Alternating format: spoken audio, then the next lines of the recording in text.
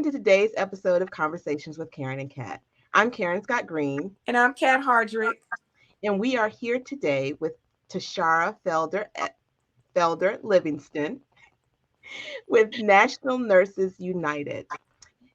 Thank you and for joining us today, Ms. Felder Livingston. Thank you. We love our nurses. Welcome, Thank welcome. And so we're here today to talk about a very important topic, or several very important topics.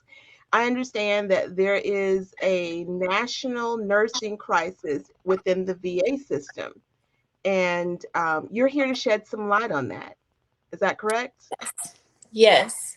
As I was introduced, I'm Teshara Felder Livingston. I'm also a veteran, 10 years in the U.S. Navy as a public health officer, working in the medical arena for Navy medicine.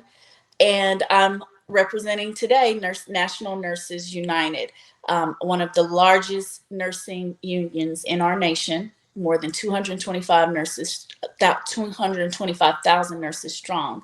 We're organizing to help bring light to this nursing crisis that is going on. There is not a nursing shortage in the U.S. There is a nursing crisis where many millions of nurses are choosing to not work at the bedside, but leave nursing care for other jobs. Okay. And so go ahead. What do you see some of the challenges that you guys are facing at the VA? As a nurse at the Atlanta VA, what we are facing is the recruitment and retaining nurses that we have. As we said, there's not a nursing shortage, there's a nursing crisis. These nurses are leaving in droves, mass exodus for other positions elsewhere outside of bedside care because they are burnt out and they are tired of the enormous pressures that are placed on us. We are held to standards where our leadership has not upheld their end of the bargain, which is providing us with what we need to do our jobs. And what is it that you need to do your jobs that you're not receiving currently? Well, we need them to get more nursing staff in there. And the only way to do that is to incentivize the job. We need nurses who feel that working at the Atlanta VA is a great place to work. And what the word on the street is, it's not a great place to work.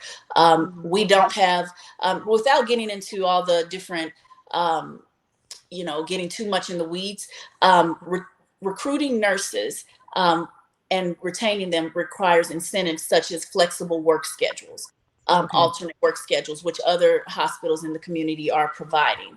Salaries that compare with the community is also necessary. But the most important fight we have on our hands right now is trying to get alternate work schedules for all nursing bedside nurses, such as what the emergency department and ICU currently have. They have a flexible work schedule that allows that where they have shown and they have stated they have better work satisfaction due to that. And we are trying to get leadership to see that that could help.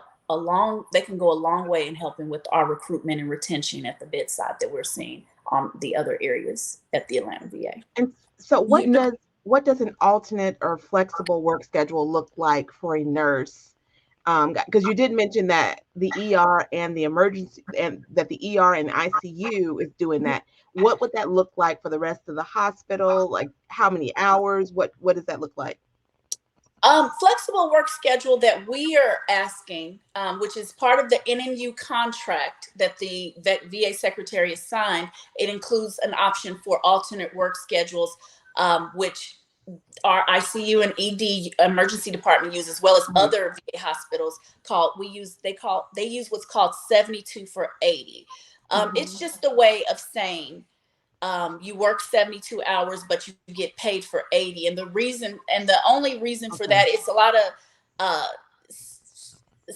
it has to do with the way the federal government works. 80 hours is necessary for a lot of things, for a work schedule within working with the federal government. It's just for a pay period. 80 hours is what it is.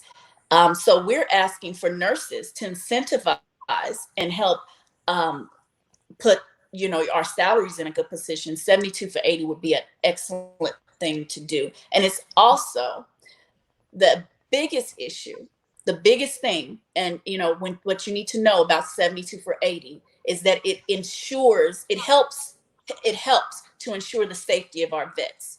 Currently, without 72 for 80, bedside nurses, we work 12 hours, but every other week we work an 8-hour shift. After that 8 hours, at 4 p.m., you work from 7:30 to 4 p.m. At 4 p.m., we have to find another nurse to take over that nurse's patients, because that nurse has to leave for the day because their shift is over. That is the most ridiculous thing. It does not happen in any other hospital except within the federal government system. And the VA secretary has signed into the contract to have an option for hospital leadership to do away with that. And the Atlanta VA has chosen not to. So And you haven't finished that. I'm so sorry. Go ahead. Go ahead, Karen. I hurry. So if you haven't finished your rounds, if you haven't finished seeing all of your patients for the day, you just have to up and leave. Yes. Because your shift is over. Yes, your shift is over, and we have to find another nurse to take. And because there's we're in a nursing crisis where there's not enough nurses. Oftentimes we don't have another nurse to take over those patients. The charge nurse may have to take over those patients, or other nurses. We have to then go up in number of patients that we have, up to 7, 8. One time a unit had 8. The nurses had 8 patients a piece, and or a couple nurses had 8 patients. That is, and I know for you all not in nursing, it's I don't know if you can wrap your head around, but this is it's very difficult on a nurse. And I can wrap my head around it. If you can see it, I'm the veteran getting that service, girl. I can wrap my head around it, so you don't have to tell me. Listen, I'm here to tell you. It's receiving services, waiting in the ER, you go. I was in the emergency room. I was bent over because my back was real bad. And man, I was in there I think the sun was coming up by the time I left. That is absolutely ridiculous. And if you guys are not able to have the proper equipment and support and the time off to get proper rest and the pay to be incentivized so you can deliver, because I know you a great nurse. I mean, I just, I already love you. You already a great nurse. And there are so many thousands of other great nurses, that male and female nurses, that are unable to do their jobs at the high level. Yes. Right. Because the executive team are not giving y'all what y'all need. And so therefore the level of care that the veteran receives, it goes down. Yes. It goes down. So the VA was marked 2 out of 5 stars. A report came out. They received 2 stars out of 5. And so they're ranked, they serve the largest, somebody could look that up and fact check me, but I believe they serve the largest amount of veterans in the nation among the biggest hospitals. And then they've ranked on the bottom in the nation. Now, they can mirror, aren't there other hospitals that they can mirror to implement some of these requests that you guys are asking for, that these other hospitals in different states are doing and very successful? Yes, it is possible. They're just not taking the effort. They're not putting the effort into doing it. It is possible. The Miami VA has implemented alternative work schedules for their nurses at the bedside. It has gained greater satisfaction among the nurses, and they are rated a 4 out of 5 by our federal government system, and a VA within our federal government system. Okay. And compared to, and we are similar in complexity to that Miami VA. So why aren't we also taking a page from their book and learning from them? I'm not sure, but we hope that but we're fighting. We are at the bargaining table. Every few weeks, we're pushing for meetings with leadership to sit down and further bargain to get in these alternate work schedule for our nurses at the Atlanta VA. We're fighting. What can we do to help you with this fight? I'm glad you asked. We are asking the community to help rally with us. And I heard you speaking of the rally we have coming up for the Atlanta VA is on August 31st at 11 a.m. outside on Claremont Road. The Augusta VA is also holding their rally on September 1st, same time. And we're asking that you also go to atlantanurse.com to participate in our email blitz and get all the community members you have that support veterans and want to see better care for veterans. Get them to share in that email blitz their comments, their stories, their things that they've experienced, and come to our rally. We ask for as much community support we can to get the nurse outside of nurses wanting to see better for the vets and nurses. We know that if we get so many people, they have to pay attention.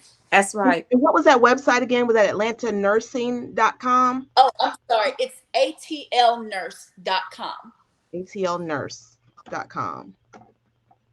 All right, atlnurse.com. And there's an email blitz. Once we go to that website, you would like all of the supporters of your mission to send that email out. And that email goes where? To the executive team? Tell us a little bit about that email.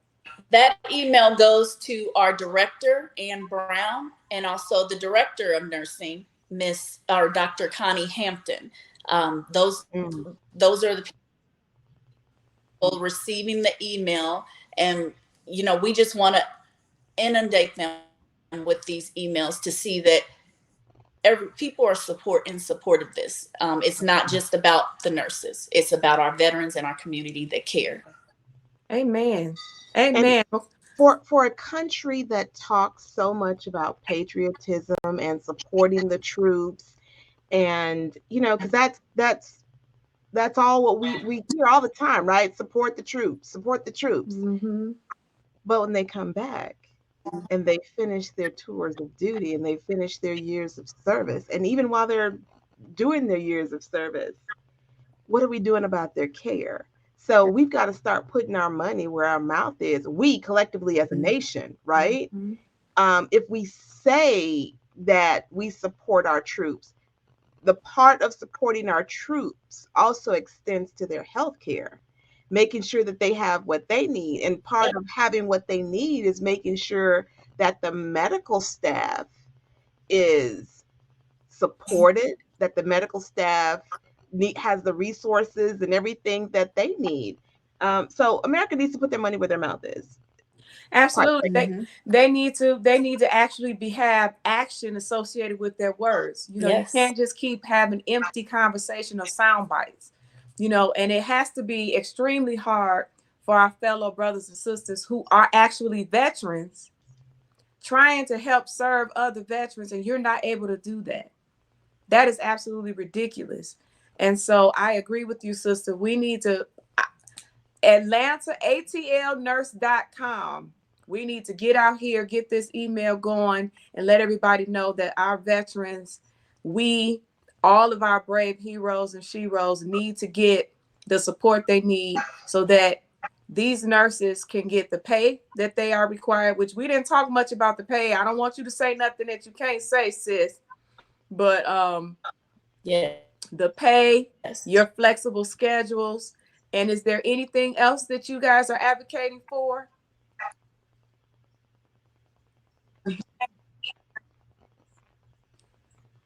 Is there anything else you guys are advocating for?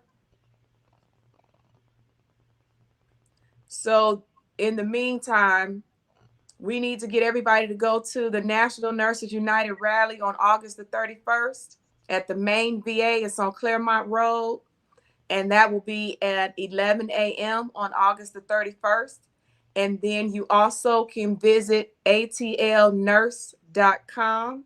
There's an email, email blast that she wants all of us to just, if you believe in the cause, if you believe in supporting our brave heroes and sheroes and the nursing staff that cares for all of us, please, we're asking you to join in on the movement and require the executive team at the VA to do what they're capable of doing. I mean, she said Miami is doing it. So I'm quite sure if Miami is doing it, it's a 4-star out of 5. Atlanta deserves to be up there as well. And they have the capability. you know, so that's my hospital that I go and be seen at. So That you receive your care from. I do receive my care from Yeah. there, and I could tell you plenty of stories, but I won't. But I will say that we need to support these men and women who are going above and beyond. I mean, And these were the people who were yeah, doing what they need during COVID. I mean, think about it.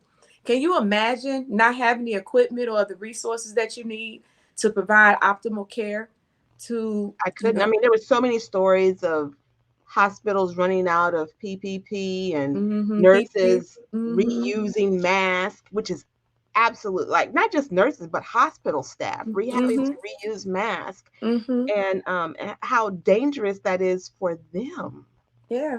And Yeah. they're having and going from patient to patient and not having the proper protective gear. Yeah. So, I'm not a nurse, but I definitely support this movement, Amen. as someone whose my father had a surgery through the VA when he was much younger, because at the time he didn't have private health insurance. Right. So, he when my parents were newly married in his 30s, and so Yeah. he got his medical care at the VA in Miami, Yeah. South Florida. So in Miami, he was at that hospital. Mm-hmm. So that is dear to my heart too. Because if he hadn't had that surgery, he's not with us now. But if he hadn't had the surgery, that was for his legs, and they did a surgery on his legs. But that was important. And as someone who grew up around veterans, because my dad was very active in the VFW, I know how they also advocated for care at the VA, and also making sure that veterans knew about the VA system for getting health care and tapping into that, you know. Yeah. And so that's important. It's a service that we have earned, and it is a service that should be there and provided with the highest quality, the best of the best equipment, and the best of the best staff. And it's Absolutely. unfortunate that the messaging is there's a shortage, and I'm glad she clarified that there is not a nurses shortage. Is a nursing crisis. There is a nursing crisis, and we need to take care of the men and women who take care of our brave soldiers, our men and women Absolutely. who serve this country. And I believe that this is a worthy cause that all of our listeners, if you believe in care, if you believe in honoring, our human beings, period. We're human beings. We should have quality care, and I support this cause, like you said, sis, because I see these people every day, Hmm. and you know, I believe that the VA has the potential to be better.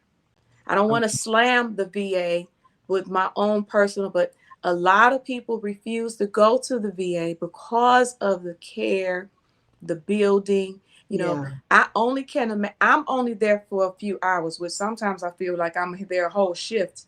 I'm like, you need to pay me for coming to the doctor. But imagine these men and women who have to stay there day in and day out, 12 and 16-hour shifts, trying to do their job, bedside care. And you have 8 patients. And then before you leave, you got to find somebody. That what are we doing? No Yeah. wonder the level of care is poor. As I've said before, and I will continue to say, because it's so appropriate in so many venues, Mm-hmm. is if you want to see where the priorities are, Say see it. where the money is spent. Facts, facts, facts. And And I encourage. regardless if we're talking about schools, if we're talking about, what's going on a county level, on a state level, federal level, if you want to see where the priorities are, see how the money is being spent. And I encourage each and every person, because I know she said salary was an issue. She really didn't go into the weeds of that. And I understand that because we want her to keep her job. But I encourage people to go look up the public, because government salaries are public. I believe you can go to fed.salary or fedsalary.gov, something along that lines. but go look up the VA's executive team salary and see what they're getting paid versus what we're paying our nursing staff. Because I know she did mention that that they were not being paid a comparable rate, a competitive rate compared to what's out here. And I believe she said they didn't keep up. There you go. Federalpay.org. That's right. Federalpay.org. Let's find out how we can help support these men and women who are doing just their job. They don't want to not do it.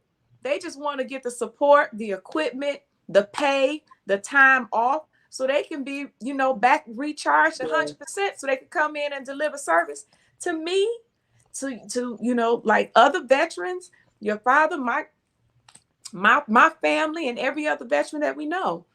Come on. So please go to federalpay.org. Check out that. Look, educate yourself. Look, post back and let us know what you find. I'm going to go look and see too. Because if you follow the money, you'll follow the priorities. And then we'll be able to say the government has allotted X dollars to the Atlanta VA. Why is it not spent in these categories? And we need to see how we can get on board with Miami. And I'm sure there are other VAs that's probably at a 4-star instead of a 2-star. Atlanta serves way too many veterans. I don't know the number, but if I'm not mistaken, Atlanta's in the top 5 in the nation with serving the largest number of veterans. So get involved, people. Get involved. And I just want to remind everyone that the National Nurses United Rally is on August 31st at the Atlanta VA off of Claremont Road. And so you can Google that and find what the address is. And that's at 11 a.m. on August 31st. And if you want to find out more information and also to get on the email blast, go to atlnurse.com. That's ACLNURSE.com, so that you can sign up to receive information regarding what the Atlanta VA nurses are doing and support them, because supporting them, you are supporting our troops. So for all of you who have those bumper stickers on the back of your car, support our troops. This is how you support your troops. That's right. And when you see us and you say, thank you for your service, come on in and thank us by joining in on this too. All right. Let your words lead to action, which has power. So there we go. Amen. And with that, I want to thank you for joining us in this episode of Conversations with Karen and Kat, where we are impacting the world one conversation at a time.